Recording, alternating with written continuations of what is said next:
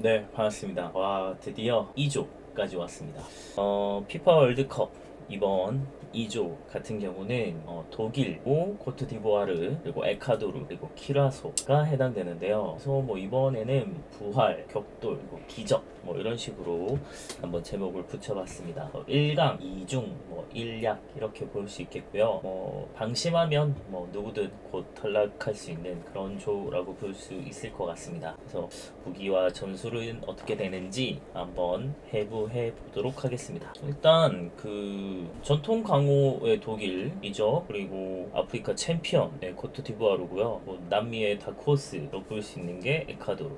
그리고 아주 기적의 도전자이죠. 키라소 이렇게 봐야 될 것 같은데 독일 같은 경우는 이동 거리가 굉장히 멉니다. 3,800km 정도 되고, 그래서 조 내에서 아주 최장의 이동 거리를 갖고 있는 그런 좀 핸디캡을 갖고 있습니다. 시차도 있고, 2018년이랑 2020년에 독일이 굉장히 부진했었기 때문에 그 악몽을 극복해야 하는 전차군단, 새로운 전차군단이 얼마나 활약을 할지가 아주 좀 중요하겠고, 그 다음 에콰도르랑 코트디부아르 같은 경우는 아프리카의 창, 그리고 남미의 방패, 가 아마 조 2를 놓고 32강 티켓이죠. 32강 티켓을 둔 피할 수 없는 정면 충돌을 하게 될 겁니다. 그 다음에 키라소 같은 경우는 우리 앞서 봤던 뭐 되게 약팀들처럼 우리가 이런 팀도 꽤 뭐 전력이 나쁘지 않다 이런 생각이 들 정도로 인구 18만 밖에 안 되는 엄청난 섬나라 기적인데 그래도 꽤 뭐 괜찮은 전력을 갖고 있습니다. 나중에 한번 보면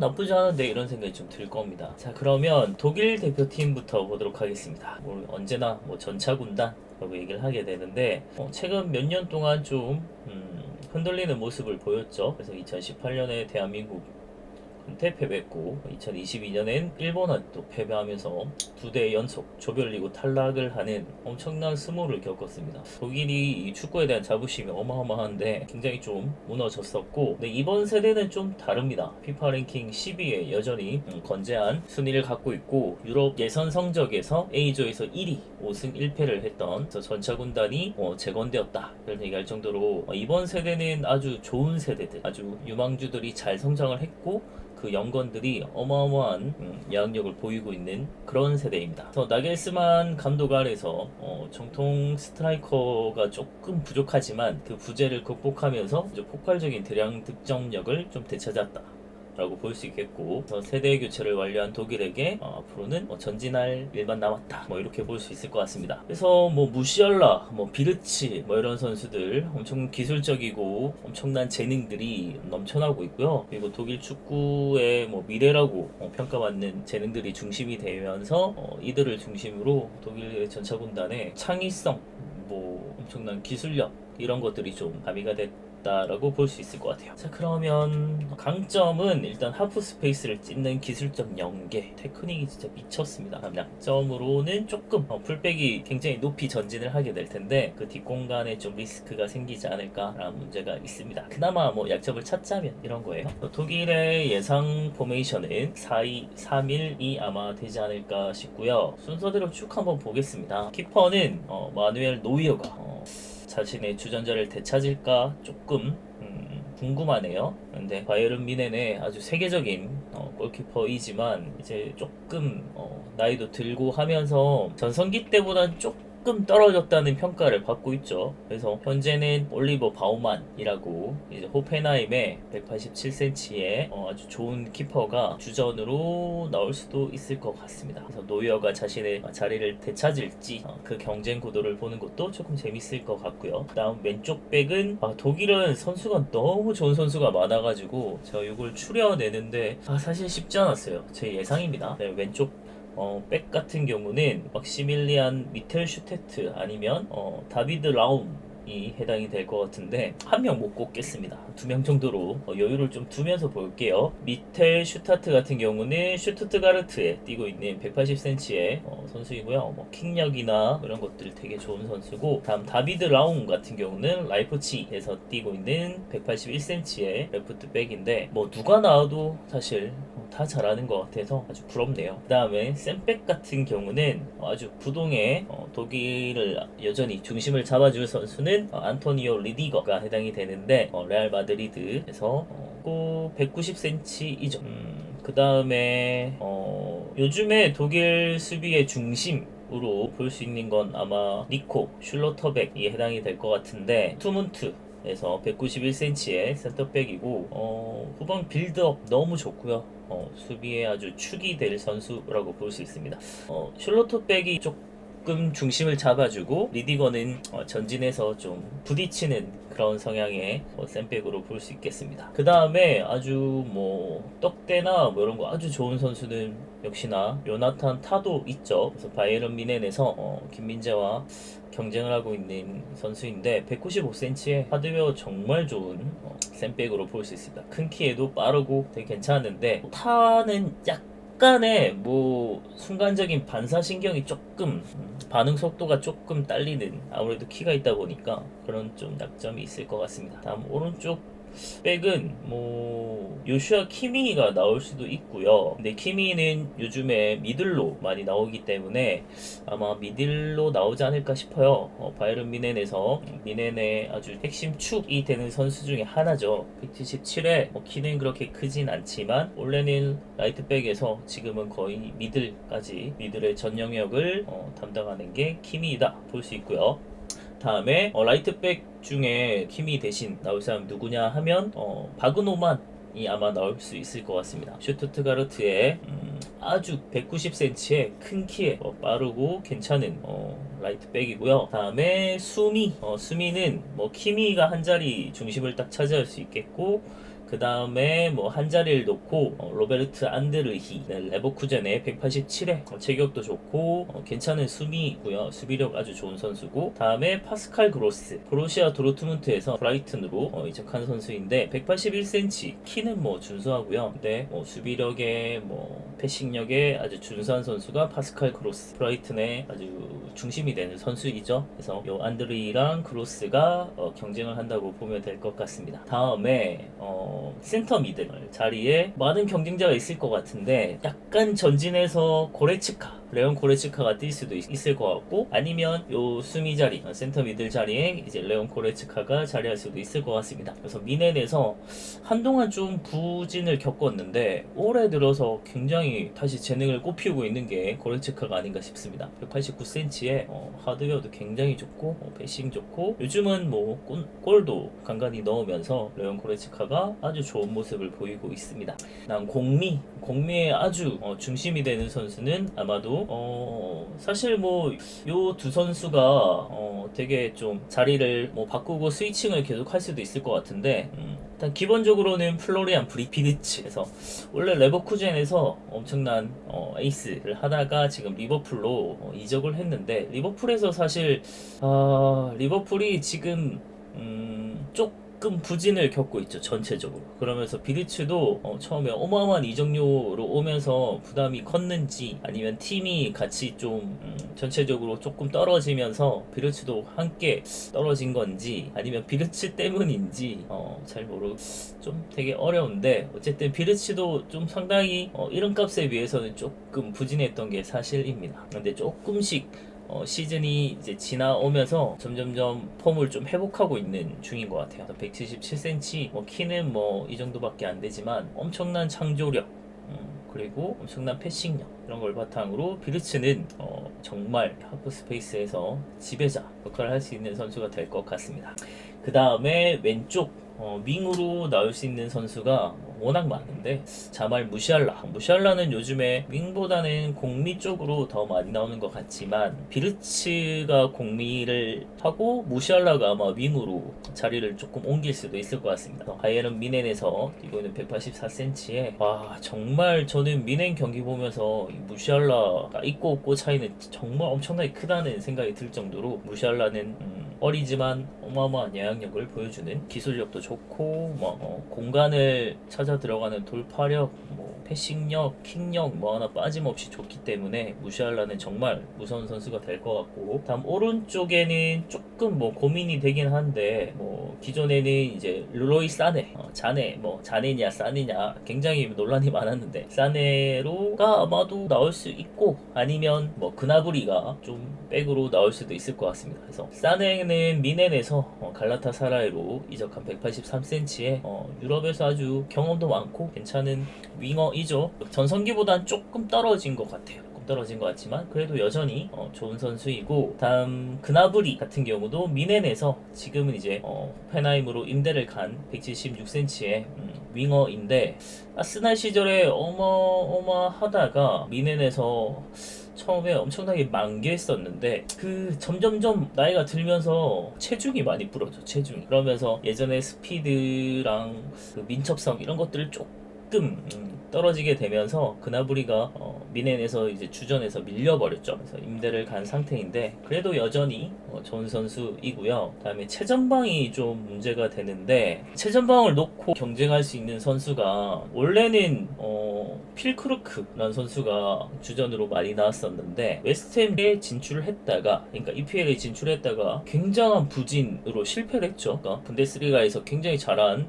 선수였는데 웨스트햄 가서는 정말 대실패를 했거든요. 그러면서 AC 밀란으로 지금 임대를 간 189cm에 뭐 전형적인 타겟맨은 아닌데 굉장한 떡대와 그리고 등딱 이런 플레이를 보여줄 수 있는 게 필크루크, 결정력도 좋고요. 그 다음에 카이 하베르츠는 원래는 뭐 이었는데 아스날 가서 스트라이커 좀 만개했죠. 그래서 198, 7 이 정도의 엄청난 큰 키를 갖고 있고, 그럼에도 불구하고 원래 미들 출신이다 보니까 기술도 좋고 뭐 돌파력도 좋고 스피드도 있고 제공권 이런 것도 굉장히 무섭죠. 그래서 카이 하베르츠 있고, 지금은 아마도 주전으로 엄청난 타겟맨 역할 해주는 선수는 닉 볼테마데인 것 같습니다. 뉴캐슬에 뛰고 있고요. 8cm에 키만 큰 게 아니라 연계도 너무 좋아요. 그래서 뉴캐슬의 엄청난 상승세에 같이 함께하고 있는 선수가 이 닉 볼테마데입니다. 그래서 198cm 어마어마한 타겟맨이다라고 볼 수 있고요. 그래서 독일은 뭐 한 명 한 명 소개할 때마다 키를 보면 되게 놀라운데 평균 키가 186이에요. 그래서 엄청난 제공권, 체력 역시 이런 게르만의 느낌 이런 것들을 굉장히 많이 갖고 있는 게 독일입니다. 그래서 독일의 가장 큰 뭐 강점이라고 한다면 사실 다 좋은데 뭐 하나 빠짐없이 다 좋은데, 중원이 역시나 미들이 엄청나게 좋다라고 볼 수 있겠고, 비리츠의 창의성, 그리고 무시알라의 탈압박, 그리고 키미의 빌드업, 이 조합은 정말 미쳤죠. 정말 어마어마한 조합이고, 특히나 키미랑 무시알라랑 그리고 대부분의 이 국대 선수들이 미넨에서 많이 뛰고 있다는 것도 이 조직력을 더해주는데 엄청난 이점이 될 것 같습니다. 그래서 공을 점유하고 오랫동안 이제 소유하면서 굉장히 완성도 높은 축구를 보여주는 게 독일의 모습이다 라고 볼 수 있겠고, 그래서 점유율 되게 좋고 전방 압박도 너무 좋고요.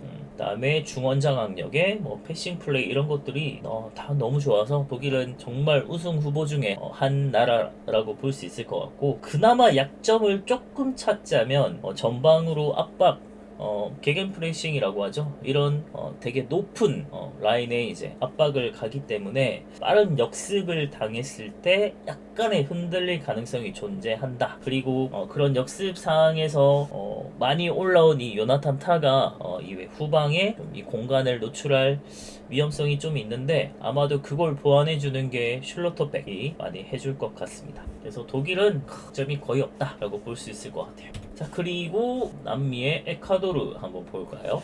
남미의 뭐 다크호스다라고 볼 수 있을 것 같고요. 이 팀은 기본적으로 정말 빠릅니다. 전환 속도, 트랜지션 속도가 굉장히 뛰어난 팀이고 수비력이 너무 좋아요. 18경기 그래서 5실점 할 정도로, 그러니까 남미에서 예선 성적이 18점 8승 8무 2패, 그러니까 거의 잘 지지 않는 거죠. 그래서 수비가 워낙 좋은 방패팀이다 라고 볼 수 있고, 피파 랭킹도 23위입니다. 그래서 에콰도르가 생각보다 괜찮아요. 그러니까 승점 3.4값이라는 징계 속에서 출발했는데 브라질이랑 콜롬비아를 제치고 2위로 당당히 본선에 올랐던 대단한 저력을 보여주고 있는 게 이 에콰도르입니다. 그 짠물 수비가 핵심으로 볼 수 있겠고, 그래서 수비 조직력이 정말 좋고 중원 압박 아주 잘 가져갑니다. 대신에 결정력이 조금 아쉽다. 그러니까 18경기에서 14골로, 그러니까 정말 방패로 계속 맞고 그렇게 해서 한 골로 이기고 이런 것들이 많았기 때문에 결정력이 조금 딸린다라고 볼 수 있는데, 자, 에콰도르의 예상 포메이션은 4-4-2 아니면 뭐 4-3-3 이렇게 나올 것 같아요. 그래서 보통 이제 수비하는 팀이 요 4-4-2나 뭐 4-3-3 이런 걸 통해서 두 줄 수비를 가져가는 형태가 많죠. 예상 베스트 11이랑 같이 한번 보면 키퍼부터 볼게요. 그래서 아마도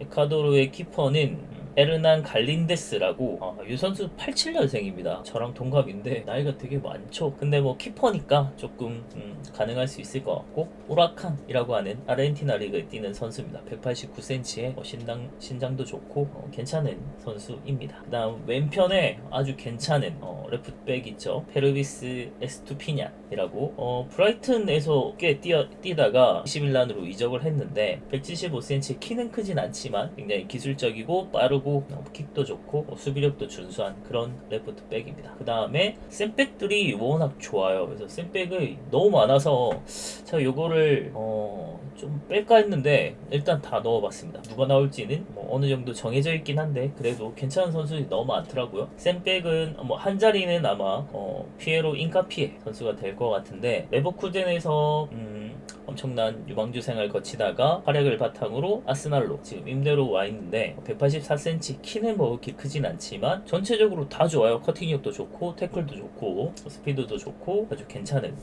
앞으로 성장이 더 기대되는 선수라고 볼 수 있겠고, 그리고 이미 유럽에서 세계적인 센백으로 인정을 받은 윌리엄 파초라는 선수가 있습니다. 파리 생제르맹이고 아주 완벽한 육각형 센터백이고 모든 걸 다 갖춘, 정말 단점이 없다 할 정도로 이미 세계적인 선수가 된 188cm의 윌리엄 파초가 있고요. 다음에 새롭게 04년생, 2004년생의 신성 조엘 오드도네스라는 선수가 있는데, 클럽 브리에 벨기에에서 뛰고 있는 188cm의 선수이고, 이 선수가 아마도 명단에 같이 포함돼서 올 수도 있을 것 같은데 새롭게 떠오르고 있는 신성입니다. 그 다음에 펠릭스 토레스라는 선수, 코린치안스에서 이제 인테르나시오날, 브라질 리그로 뛰고 있는 선수인데 임대를 가 있습니다. 인테르나시오날에 187cm의 센백들이 다 거의 뭐 187 이상 되고 엄청나게 기술적이고 발도 좋고 아주 좋은 센백을 갖추고 있습니다. 그 다음에 오른쪽 라이트백은 앙헬로 프레시아도, 그래서 스파르타 프라하에서 뛰다가 지금 아틀레티코 미네이루 브라질에서 뛰고 있는 선수인데, 키는 작지만 되게 기술력이 좋은 풀백이다 라고 볼 수 있겠습니다. 아니면 뭐 알란 플랑코라는 선수, 마찬가지로 아틀레티코 미네이루에 뛰고 있는 선수인데 이 선수도 이제 라이트백이고, 양쪽 백들의 풀백들이 다 기술적이고 좋은 선수들이라고 볼 수 있겠습니다. 일단 센백은 되게 세계적인 선수들이, 수비가 굉장히 탄탄하고요. 그 다음에 뭐 미들에서 수미로 역할을 할 수 있는 선수가 아마도 카를로스 그루에소 선수가 해당이 될 텐데, 산호세 어스퀘이크스라는 팀에서 뛰다가 지금 산토스 라구나에서 멕시코 리그로 이적을 해서 뛰고 있는데, 173에 뭐 키는 작지만 엄청난 수비력을 갖춘 선수이고요. 그리고 역시나 이 미들진에서 핵심 선수는, 그리고 요 전체 선수들의 이름값이 가장 높은 선수는 아마 이 선수일 것 같습니다. 모이세스 카이세도, 첼시에서 뛰고 있는 중원 사령관이죠. 커팅력도 좋고 전환하는 것도 되게 좋고, 그리고 뭐 공격력 아주 다 갖추고 있는 선수라고 보면 되겠습니다. 그 다음에 뭐 새롭게 공미로 좀 나온다면 공격적인 이제 미들 역할을 할 수 있는 선수가 뭐 캔드릭 파이스, 07년생입니다. 엄청난 유망주인데 첼시에서 이미 영입을 했고 지금은 리버 플레이트 라고 하는 아르헨티나 리그에 임대를 간 177cm의 엄청난 신성이 있습니다. 이 선수가 월드컵에 이제 나오게 된다면 새로운 신성으로 떠오를 수도 있을 것 같습니다. 다음에 뭐 왼편에 왼쪽에 윙이나 뭐 미들 역할을 할 수 있는 선수가 제레미 사르미엔토라는 선수인데, 브라이턴에서 뛰다가 지금 미들스브로에 이제 임대를 간 178cm의 미들 윙이고요. 다음에 오른쪽은 이제 곤살로 플라타라는 선수, 알사드에서 뛰다가 지금은 이제 플라멩고로 이적을 했는데, 스포르팅, 뭐 바야돌리드 등 유럽에서 조금 경험을 한 선수입니다. 그래서 양쪽은 다 178, 이들이 키는 크진 않지만 되게 기술적이고 빠른 그런 특유의 남미의 윙어 역할을 할 선수들입니다. 그 다음에 스트라이커 같은 경우가 이 선수가 정말 전성기였다면 공격력이 되게 좋았을 것 같은데 이 선수가 나이가 좀 많이 들었죠. 8, 9년생이거든요. 그러다 보니까 엄청난 경험을 갖추곤 있지만 전성기 시절의 스피드 그리고 그 반사신경 이런 것들을 조금 떨어지게 되면서 예전보다는 창이 조금 무뎌졌다 이렇게 봐야 돼요. 인테르나시오날에서 뛰다가 멕시코 리그 파추카로 갔고요. 제 또래의 EPL 되게 열심히 봤던 사람들이라면 웨스트햄 그리고 에버튼에서 한 5년간 뛰었거든요. 굉장히 익숙한 선수 중에 한 명일 겁니다. 이 선수가 역습할 때 굉장히 무서웠거든요. 혼자 끌고 가서 역습에 마침표를 할 수 있는 선수인데 예전만 못하다라는 게 조금 아쉽습니다. 샌백이나 전체적으로 수비 라인이 되게 크고 좋은데 전체 평균은 한 180 정도 돼요. 그러니까 수비에서 점점점 위로 올라올수록 미들 공격으로 갈수록 키가 그렇게 크진 않은데 딱 남미 특유의 되게 기술적이고 그런 개인기 좋은 이런 선수들이 많이 있습니다. 에콰도르의 중심은 역시나 카이세도라고 볼 수 있겠고 그리고 이 카이세도 그리고 이 구루에소 이런 선수들 중심으로 엄청난 압박 그리고 압박에서 딱 끊어냈을 때 그대로 공을 달고 올라갈 수 있는 이 카이세도 그리고 중원에서 엄청난 예약력을 아마 보여줄 겁니다. 스스로 운반할 수도 있고 수비 커팅력도 되게 좋고 활동량도 굉장히 뛰어나기 때문에 에콰도르에서 정말 핵심이 될 선수는 카이세도. 근데 문제는 열심히 전환해서 빡 올라가서 볼을 운반했을 때 이 발렌시아가 잘 마무리해줄 수 있느냐가 관건일 것 같습니다. 에콰도르는 아주 빠른 전환의 활동량에 압박, 측면 공격 이런 것들 다 좋은데 공격 결정력이 역시나 계속 좀 아쉽다. 기복이 좀 존재한다라고 볼 수 있을 것 같아요. 그러면 오랜만인데 코트디부아르 한번 보겠습니다. 코트디부아르 다른 명으로는 아이보리 코스트라고도 하는데 요 지역이 옛날에 상아 많이 수출하던 그런 아픔이 있는 곳이죠. 코끼리 군단이다 이렇게 막 하기도 하는데 코끼리 군단이 아주 화려하게 기한을 했고요. 피파 랭킹은 34위입니다. 그래서 예선에서 아프리카 F조 1위 무패 무실점 엄청난 활약을 하고 본선으로 진출한 팀이 코트디부아르입니다. 12년 만에 월드컵 무대에 복귀했고요. MLS 파에 감독 부임 이후에 네이션스컵 우승이라는 기적을 썼고 지역 예선 10경기인데 무려 단 한 골도 내주지 않고 완벽하게 통과한 아주 엄청난 팀 중에 하나입니다. 아프리카 특유의 피지컬, 탄력, 무실점 수비 이런 것들이 있는데 다만 지금 선수들이 12년 동안 나오지 못했기 때문에 월드컵 조별리그 그러니까 월드컵에 대한 경험 자체도 좀 없고 조별리그의 통과 경험이 아예 없다는 게 좀 약점으로 등장할 수 있을 것 같습니다. 근데 이 아프리카 특유의 엄청난 피지컬 그리고 스피드, 엄청난 운동 능력 이런 것들은 정말 기대할 만한 요소일 것 같아요. 그러면 예상 포메이션은 아마도 4-3-3이 될 것 같고요. 예상 베스트 11이랑 같이 한번 보겠습니다. 코트디부아르도 제가 선수들 조사를 하다 보니까 정말 좋은 선수들이 너무 많아서 부러웠습니다. 일단 키퍼 같은 경우는 야히야 포파나 원래는 앙제 프랑스에서 뛰다가 차이크루 리제스포르라고 튀르키예 리그로 이적한 선수가 있고 194cm의 괜찮은 키퍼입니다. 경쟁할 선수는 아마 알반 라퐁이라고 파나시나이코스 그러니까 그리스 리그에 뛰고 있는 196cm의 아주 괜찮은 키퍼가 있기 때문에 아주 좋은 경쟁을 할 것 같고요. 다음 레프트백 같은 경우는 빌프리드 싱고 AS 로마에서 갈라타사라이로 지금 이적한 선수인데 190에 아주 큰 키에 아주 빠르고 몸으로 엄청나게 밀어붙일 수 있는 저돌적인 그런 레프트백입니다. 그래서 엄청난 오버래핑과 공격력을 자랑하는 선수이고 다음 샌백이 너무 좋더라고요. 일단 에반 은디카 AS 로마의 192cm의 아주 좋은 샌백이 있고요. 다음에 오딜론 코스누라고 아탈란타에서 뛰고 있는 191cm의 또 괜찮은 샌백입니다. 거기에 최근에 좀 두각을 나타내고 있는 게 엠마누엘 아그바두라고 베식타스에서 뛰고 있는 192cm의 아주 큰 키에 빠른 스피드 그리고 약간 투박한 것 같긴 한데 아주 부딪히는 그런 수비를 잘 할 수 있는 선수가 이제 아그바두가 있고 다음에 우스망 디오망데라고 스포르팅 포르투갈에서 뛰고 있는 190cm, 쌤백이 다 190이 넘습니다. 그래서 어마어마한 수비진을 갖추고 있고요. 다음 오른쪽에는 우리한테 아주 익숙한 선수이죠. 그래서 토트넘에서 손흥민하고 뛸 때 늘 아쉬움을 남겼던 그 세르지오 오리에 선수가 있습니다. 갈라타사라이에서 좀 뛰다가 이제 페르세폴리스 이란 리그에서 뛰고 있는 선수인데 176cm, 키는 크진 않지만 체격이 엄청 크고 단단해요. 그래서 괜찮은 라이트백인데 좀 투박하고 크로스가 그지 같습니다. 그래서 그게 좀 아쉬운데, 그 다음에 수미 역할을 할 수 있는 선수는 이 선수 좋죠. 이브라임 상가레에서 노팅엄에서 엄청난 돌풍을 일으키고 있는 선수입니다. 191cm에 뭐 패싱, 커팅 다 좋아요. 그래서 엄청나게 좋은 선수이고, 그 다음에 아주 세계적인 선수 센터 미들에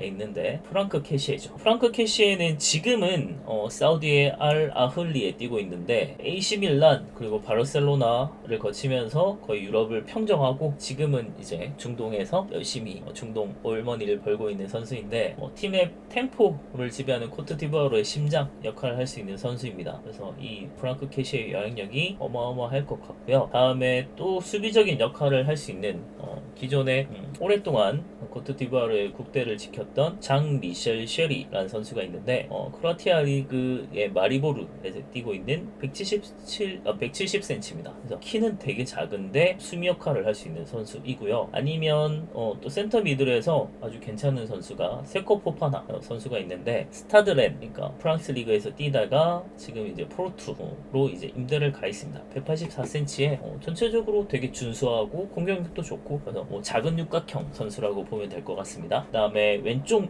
윙에는 시몽 아딩그라 02년생인데 엄청난 신성 중에 하나고요. 그래서 썬더랜드에서 뛰다가 AS 모나코로 임대를 간 175cm의 기술적이고 아주 좋은 돌파력을 갖춘 윙어입니다. 그 다음에 오른쪽은 아마도 경쟁을 할 것 같긴 한데 역시나 02년생의 신성이 있죠. 초신성이라고 봐야겠죠. 아마드 디알로. 맨유 경기를 봤다면 많이 봤을 겁니다. 맨유에서 지금은 썬더랜드로 임대를 가서 뛰고 있는 선수고요. 4cm의 엄청난 드리블 능력을 갖춘 크랙형 선수라고 볼 수 있겠습니다. 그리고 이 선수랑 좀 경쟁을 할 게 예전에 EPL 아스날 경기를 봤다면 아주 애증의 선수인데 니콜라 페페라고, 지금은 비아레알에 뛰고 있는 183의 하드웨어 진짜 좋거든요. 근데 퍼스트 터치가 늘 탁탁탁 튀면서 정말 둔탁한 퍼스트 터치 때문에 늘 좀 아쉬웠죠. 그런 선수가 니콜라 페페. 다음 스트라이커도 역시나 경쟁을 하고 있는데 한때 도르트문트에서 정말 어떻게 저 키에 아주 유연하고 연계도 좋고 엄청나다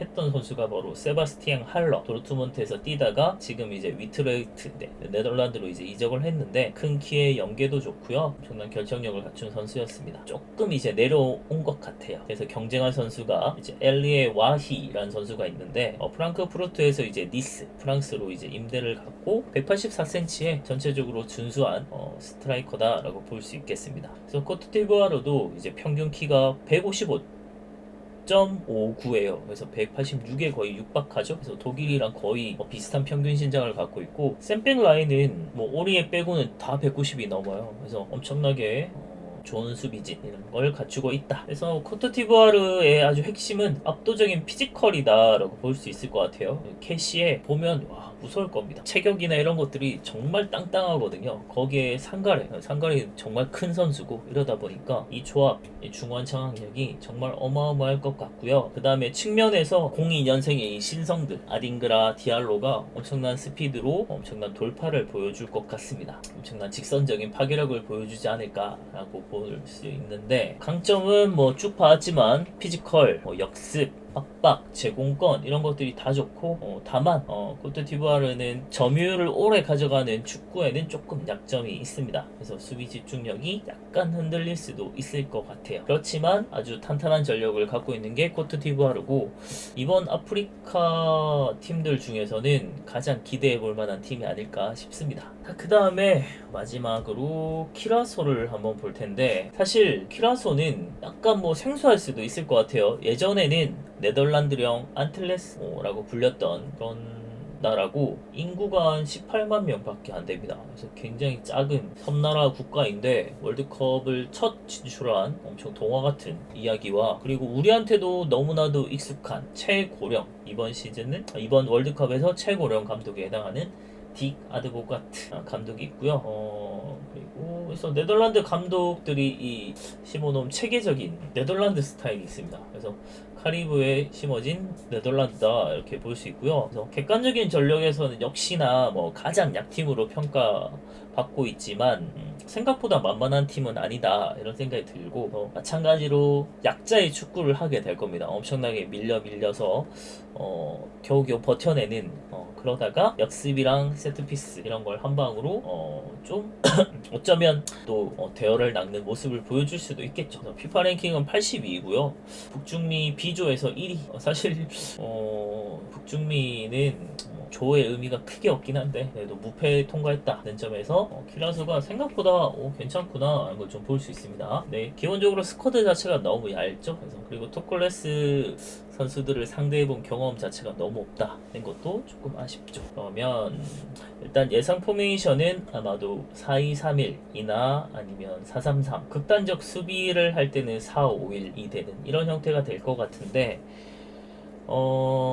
키퍼부터 보겠습니다. 키퍼는 엘로이 룸이라는 선수인데 원래는 벨기에 리그에서 뛰다가 브리에에서 뛰다가 이제 마이애미 미국으로 이적을 한 선수고요. 경험도 아주 풍부한 최후방 수문장 188, 190 가까이 되는 아주 괜찮은 키퍼입니다. 그 다음에 왼편 레프트 백이 되게 좋아요. 패트릭 반 아놀트 이 선수 많이 들어봤을 텐데 90년생이라서 나이가 이제는 많습니다. 그래서 노장이지만 전성기 때는 진짜 어마어마한 스피드와 킥력으로 왼쪽을 지배했던 선수죠. 그래서 아인토벤에서 뛰다가 지금은 스파르타 로테르담에서 네덜란드에서 뛰는 선수인데 176cm에 키는 조금 작지만 그리고 뭐 활동량이나 이런 것도 스피드도 조금 줄었지만 여전히 괜찮은 선수입니다. 다음에 센백 같은 경우는 위리엔 가리라고 하는 선수가 있는데 사우드 리그인 아파 FC에 뛰고 있는 선수이고 181cm에 뭐 그래도 나쁘지 않은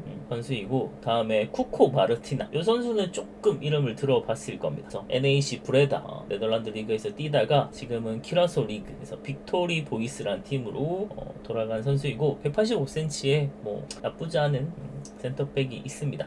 그 다음에 최근에 아주 좀 괜찮은 센백으로 성장하고 있는 게 바로 리세들리 바주루라는 선수인데 콘야스포르라고 티르키에서 뛰고 있는 선수이고 184에 뭐 준수한 센터백이 있습니다. 다음에 라이트백 같은 경우는 셰렐 플로라누스라는 선수인데 즈볼레 네덜란드 리그에서 뛰는 선수이고요. 181에 뭐 라이트백입니다. 그래서 수비진이 그렇게 막 뛰어나진 않은데 그래도 뭐 나쁘지 않다. 유럽을 꽤 경험하고 괜찮은 선수들이 있고 다음에 수미 아마도 수미이자 중원에서 엄청난 역할을 해줄 수 있는 선수가 바로 레안드로 바쿠나 가장 이름값이 있고 최다 출장자이기도 하고요.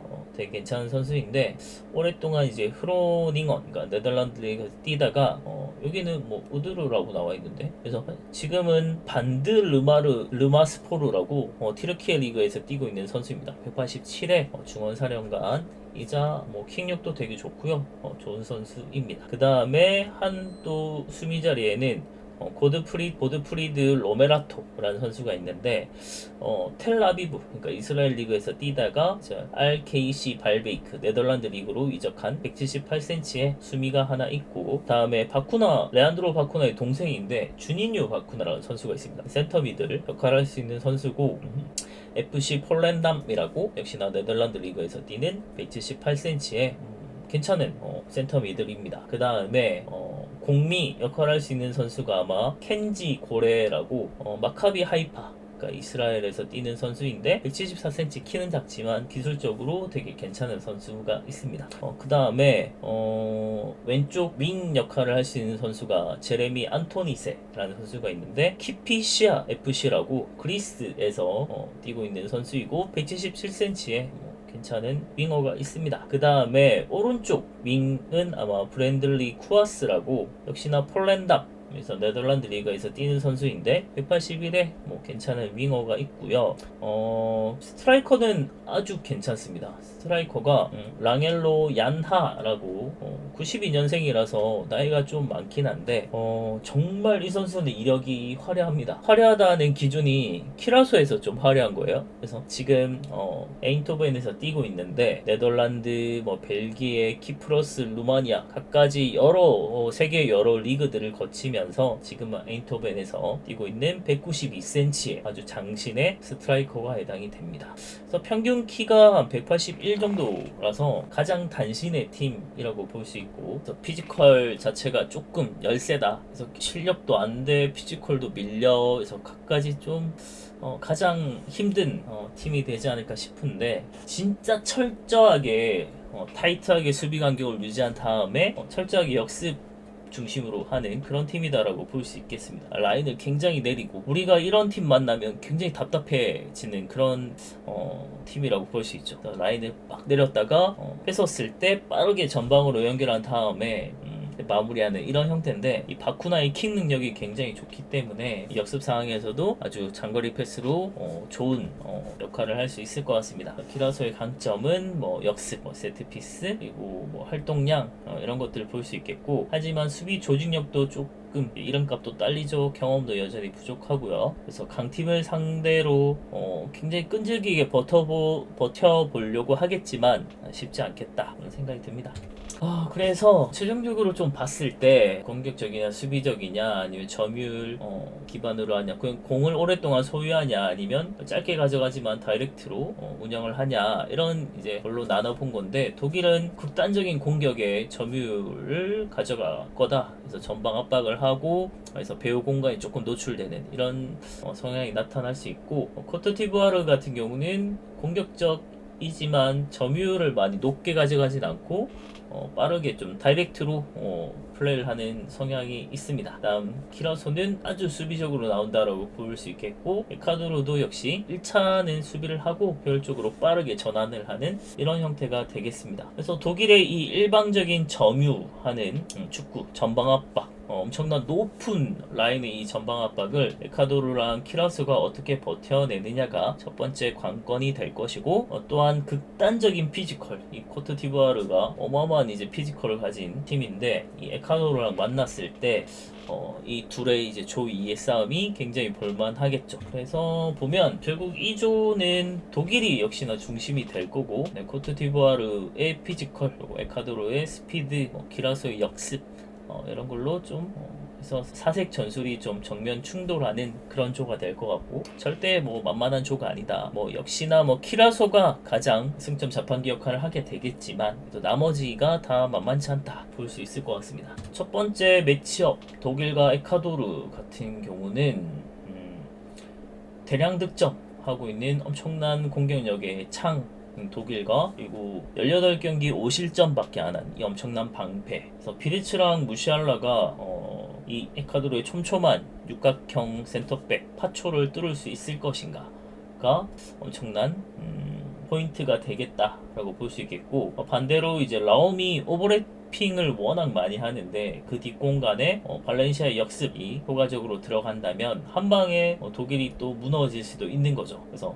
역대 월드컵에서 징크스를 계속 겪고 있기 때문에 독일에게 가장 껄끄러운 90분에 해당이 되는 게 바로 에콰도르가 아닐까 싶습니다.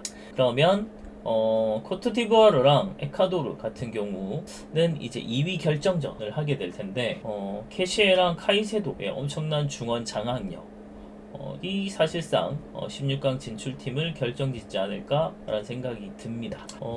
이 경기에서 패배하는 팀은 반드시 독일을 이겨야 되는 벼랑 끝에 몰리기 때문에 가장 부담이 큰 경기, 조별리그 첫 경기이자 가장 치열한 혈전이 되지 않을까라는 생각이 듭니다. 그래서 아마도 예상치는 이래요. 그래서 독일과 키라소는 당연히 압도적으로 독일이 이기게 될 테고, 그 다음에 독일 코트디부아르는 난타전에서 독일이 좀 역시나 이기고, 마지막 경기는 독일이 좀 주전들을 빼주고 쉴 수도 있겠죠. 그래서 에콰도르랑 독일은 무승부 운영이 나타날 수 있습니다. 그 다음 코트디부아르랑 에콰도르 같은 경우는 팽팽한 중원 싸움하고 막 하다가 할 확률이 높을 것 같고, 에콰도르랑 키라소 같은 경기는 역시나 에콰도르가 이길 가능성이 아주 높죠. 그 다음에 마지막 키라소랑 코트디부아르 경기 같은 경우는 키라소가 잘 버티다가 반에 코트디부아르의 막판 공세에 질 수도 있겠다, 그런 생각이 들었습니다. 그래서 결국 32강으로 갈 생존자는 어떻게 되냐라고 했을 때 역시나 독일이 압도적인 전력차를 갖고 있다라고 볼 수 있을 것 같고, 다음에 에콰도르가 아주 약간의 차이로 이제 1승 2부를 하면서 극강의 수비력을 바탕으로 코트디부아르를 골득실로 제치면서 진출할 수 있는 팀이 되지 않을까 싶습니다. 다음 3위는 아마 코트디부아르가 1승 1무 1패에서 결정력이 조금 아쉽기 때문에 그 아쉬운 결정력으로 와일드카드 경합을 하게 될 것 같습니다. 그리고 마지막 키라소 같은 경우는 3패하겠죠. 세계 무대가 정말 높구나 라는 걸 느끼게 될 테고, 나쁘지 않은 데뷔전이 되지 않을까 라는 생각이 듭니다. 그래서 이제 2조 2위 같은 경우는 12강에서 I조 2위가 세네갈을 만날 확률이 높고 16강에서 브라질을 만날 확률이 높기 때문에 토너먼트의 이 진정한 시험은 이때부터 되는 거고, 그래서 독일은 무조건 1등을 차지해야 엄청난 노력을 할지도 모릅니다. 그래서 처음에 2승을 따두고도 다른 조의 결과에 따라서 마지막 경기에도 주전을 조금 쉬는 걸 최소화하고 승점을 가져서 완벽하게 1위로 통과하는 발판을 만들 수도 있을 것 같습니다. 그래서 아마 에콰도르랑 이 코트디부아르가 가장 치열한 혈전을 치를 것 같은데, 2조에서 이제 어떤 팀이 살아남을 거라고 생각하시는지 좀 궁금하고요. 그리고 독일은 다시 우승 경쟁에 올라설 수 있을까라는 점도 저는 궁금한 점 중에 하나입니다. 이번 영상도 지켜봐 주셔서 감사합니다. 다음 거는 다시 또 준비를 해보도록 하겠습니다. 감사합니다.